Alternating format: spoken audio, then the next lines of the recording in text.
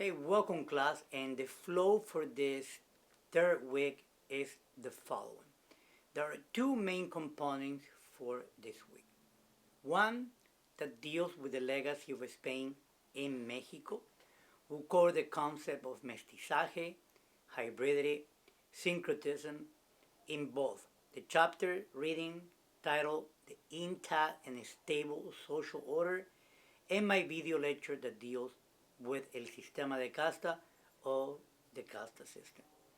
As a mestizo myself, I have been fascinated with noticing how religious practices and rituals contain and express very vividly the mixed nature of Latin America.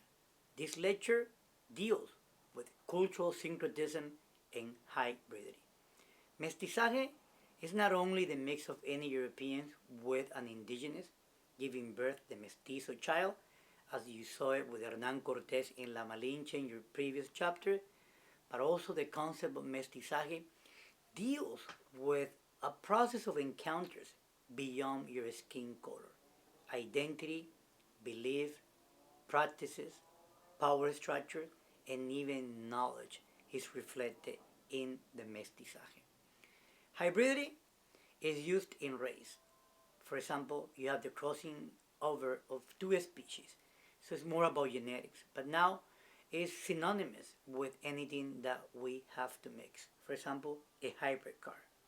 Syncretism originally was applied to religious systems. It also extends to fusion of philosophies, ideologies, and ritual practices.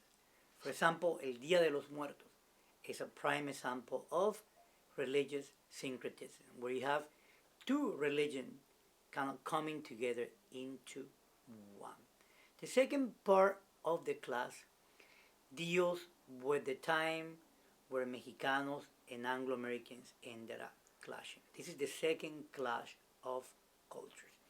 We're going to cover this by having video lectures that deal with the colonization of Texas all the way to the Treaty of Guadalupe Hidalgo. And by having this, we're going to concentrate or focus on the anti-Mexican rhetoric that took place at that time. So from this point on, you will learn the history of Mexicanos as they are incorporated or added into the U.S. Southwest as a second-class citizen. Same way blacks were segregated, the Jim Crows also apply to Mexicanos. We're going to watch the film, The Lemon Grove Incident. It's a prime example of segregation.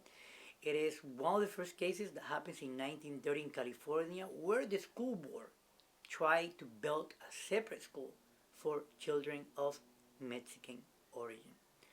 We'll cover the pattern of migration from Mexico in the early 1900s all the way up to the 1950s, so we can really see how these push and pull factors have a lot to do with how Mexicanos have been treated by the U.S.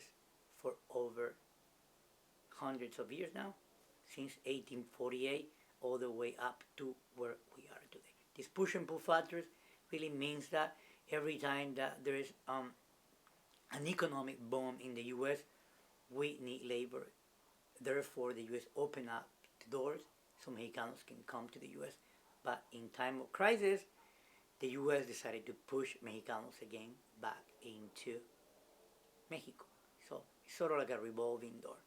Really exciting week. I hope you enjoy as much as I enjoy teaching this. Take care.